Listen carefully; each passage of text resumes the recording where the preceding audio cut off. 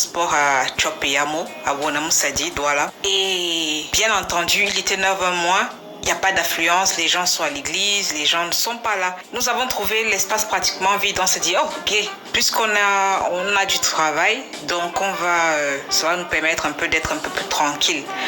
On s'est assis dans un coin, là on a pu trouver une prise, après s'être déplacé d'ailleurs.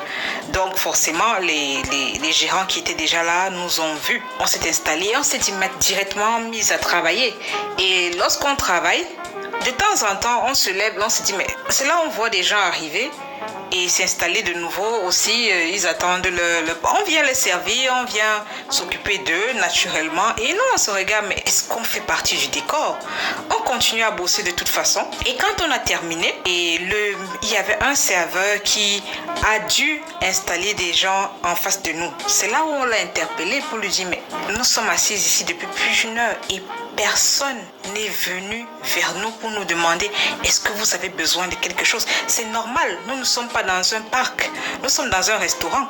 Donc si on est là, forcément, on a besoin de consommer. Mais vu qu'on était absorbés, et à un moment donné, on levait la tête pour se dire ah, peut-être qu'ils vont venir vers nous. On s'est dit bon, ça va, quelque chose sera fait, mais jusqu'à ce qu'on l'interpelle et de lui de nous répondre, autant pour moi. On vous a vu travailler, donc on ne voulait pas vous déranger. Et on lui dit mais plus d'une heure, nous sommes là, personne ne nous a approché. Oh, au début, il nous dit il n'y avait pas de serveur quand vous êtes arrivé, mais vous nous avez vus, vous êtes un serveur. Vous aurez pu venir vers nous. Et bon, il nous dit, oh non, pour se faire pardonner, on vous apporte du thé qui n'est d'ailleurs jamais arrivé, soit dit en passant. Alors, moi j'ai eu une très très mauvaise expérience au Cameroun.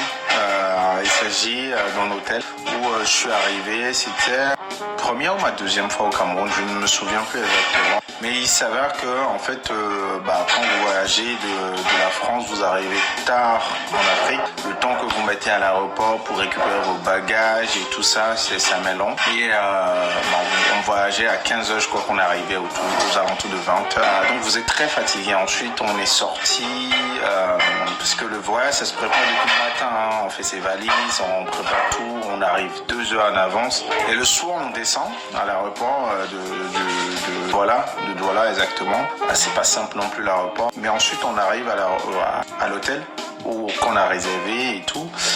Et voilà, en fait, on s'attendait à un accueil avec un minimum, quoi. Mais ça n'a pas été le cas. La personne nous a presque jeté les clés.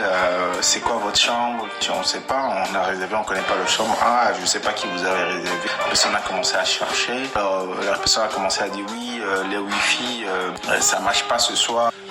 Demain matin, si vous voulez, le wifi, vous nous demandez. Le repas, demain, il n'y en a pas. Donc, si vous voulez manger, achetez dehors. Et si vous voulez partir, déposez les clés à l'accueil avant de partir parce qu'il y a des gens qui partent avec les clés. En France, le mec nous a vu avec 6 ou 4 bagages, mais en fait, il n'y avait aucun service. Et moi, je me suis juré à ce moment que je ne reviendrai pas dans cet hôtel. D'ailleurs, on n'a passé qu'une nuit. Le lendemain, on a cherché un autre hôtel, on a changé d'hôtel.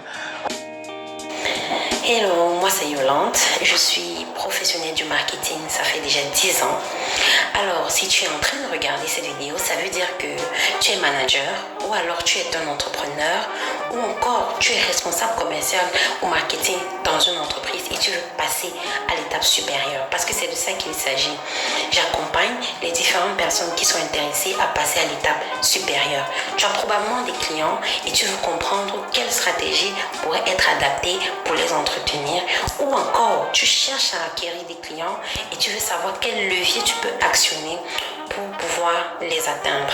Tu es au bon endroit. Ne manque pas de mettre un like, de partager avec ceux que ça peut également aider, mais surtout de t'abonner. Si tu as besoin de moi, d'une explication, d'une question ou de mes services, n'hésite pas à m'écrire à l'adresse mademoisellemarketing20@gmail.com ou alors laisse-moi un message en inbox et je te répondrai le plus tôt possible. Continue et tu me dis en commentaire ce que tu as pensé de cette vidéo.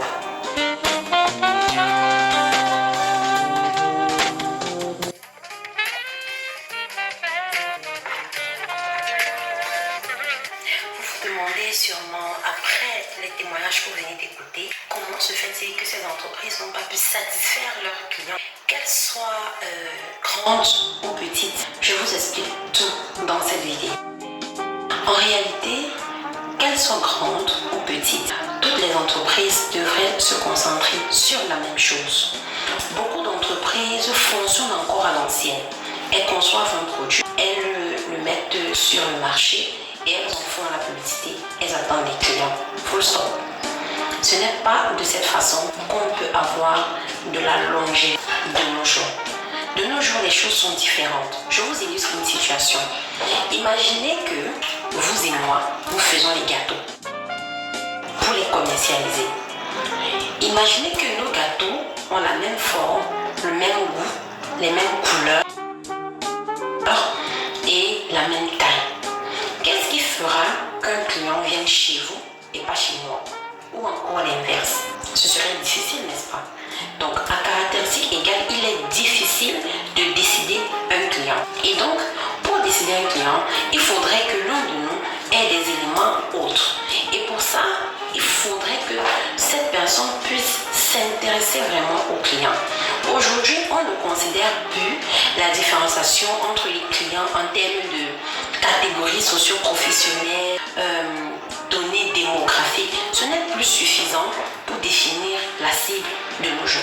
Aujourd'hui, on utilise beaucoup d'autres paramètres que j'ai détaillés dans ma vidéo sur le buyer persona et je vous mettrai le lien en commentaire. Ce qu'il faut comprendre, c'est que aujourd'hui, le client doit être au cœur de notre stratégie. Tout ce qu'on doit faire, on doit penser au client en priorité. Il ne s'agit pas de dire j'ai le meilleur produit, je suis expert, ou alors de mettre juste beaucoup d'argent dans la publicité. Il s'agit de s'intéresser au client. Quelles sont ses aspirations, quelles sont ses craintes, quelles sont ses ambitions et quelles sont ses habitudes au quotidien. Lorsqu'on a ces informations, on arrive à concevoir une stratégie qui émet le client au cœur de nos actions. Dans cette vidéo-ci, j'ai voulu juste vous montrer comment est-ce que les clients perçoivent certaines actions qui sont faites par l'entreprise ou encore le laxisme de certaines entreprises et quel est l'effet que ça peut produire. Ça peut éloigner de vous des clients, ça peut vous faire de la mauvaise publicité. Vous pouvez même être amené à fermer si c'est que cette publicité s'étend et prend une grande ampleur sur les réseaux sociaux. Je suppose que vous avez envie de savoir comment on peut utiliser de petites actions pour corriger le problème. Je suppose que vous vous demandez comment, avec un petit budget, on peut initier des actions qui peuvent nous amener déjà à satisfaire le client et à lui faire vivre une expérience positive. Si c'est le cas, je vous donne rendez-vous la semaine prochaine dans notre rendez-vous hebdomadaire pour aborder ces différents points. Il s'agissait pour moi aujourd'hui de vous faire prendre conscience de l'urgence de vous adapter et de travailler différemment. N'oubliez pas, l'objectif, c'est de passer au niveau supérieur. On va s'arrêter là pour aujourd'hui. C'était Yolande pour vous rendre plus efficace mais surtout plus pertinent.